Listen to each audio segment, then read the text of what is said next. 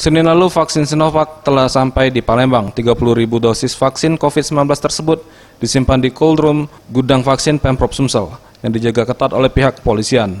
Nantinya vaksin tersebut tidak seluruhnya disuntikan ke masyarakat, melainkan akan diutamakan untuk para tenaga kesehatan. Hal tersebut diungkapkan oleh Kepala Bidang Pencegahan dan Pengendalian Penyakit Dinas Kesehatan Provinsi Sumatera Selatan, Ferry Yanuar. Ia mengatakan untuk tahap pertama pihaknya akan menyuntikkan vaksin tersebut kepada para tenaga kesehatan dalam menangani COVID-19, serta tenaga penunjang lainnya seperti TNI, Polri, yang bertugas di fasilitas kesehatan, serta yang terlibat dalam penanganan COVID-19.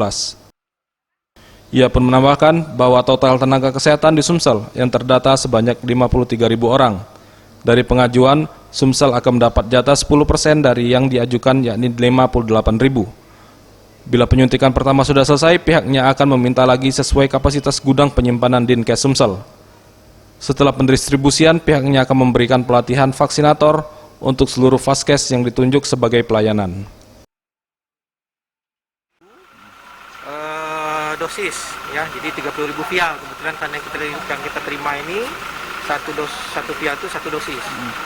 Nantinya ada penambahan lagi vaksin, Pak?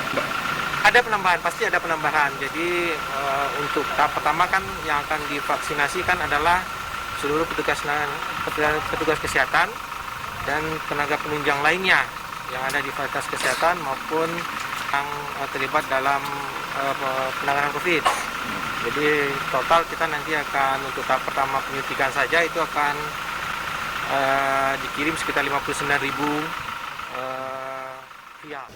Tim Liputan Sriwijaya TV.